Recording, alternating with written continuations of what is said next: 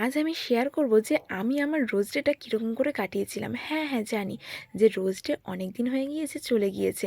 কিন্তু কি করব বলো? এই ভিডিওগুলো আমার গ্যালারিতে পড়েছিল। তাই দেখতে পেয়ে ভাবলাম তোমাদের সাথে শেয়ার করা যাক ডিলিট করার আগে। তাই জন্য আমি তোমাদের সাথে শেয়ার করতে চলে এলাম। যাই হোক, আমি তো অফিস থেকে অনেকটা দেরি করেই বেরিয়েছিলাম সেদিন। আর বেরোনোর পর আমি তো বেলঘরিয়ায় দেখা করব, তাই জন্য বেলঘরিয়ায় নেমে পড়েছিলাম। কারণ ট্রেনে করে যদি রোজ নিয়ে আসতাম তাহলে একদম ভিড়ের চোটে রোজটা নষ্ট হয়ে যেত।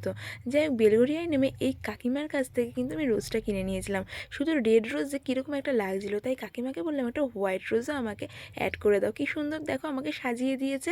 আর তারপরে যার জন্য কেনা তাকে দেওয়া হলো। সে তো খুব হ্যাপি হয়ে গেছিলো, কিন্তু সেও যে আমার জন্য রোজ আনবে সেটা আমি ভাবতে পারিনি। যাই হোক, আমি তো খুব হ্যাপি হয়ে গেছিলাম। আমার এটা পুরো আনএক্সপেক্টেড ছিল যে সে আমার জন্য নিয়ে আসবে।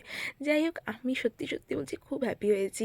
তোমাদের এই রোজ ডেটা কীরকম করে কাটলো সেটা আমাকে কমেন্ট বক্সে জানাতে পারো কিন্তু। আর নেক্সট ইয়ার কী করবে সেটা কিন্তু আগে থেকে আমরা প্ল্যান করতে পারি। তো চলো, চ্যানেলটা একটা সাবস্ক্রাইব করে দাও। চলো, টাটা।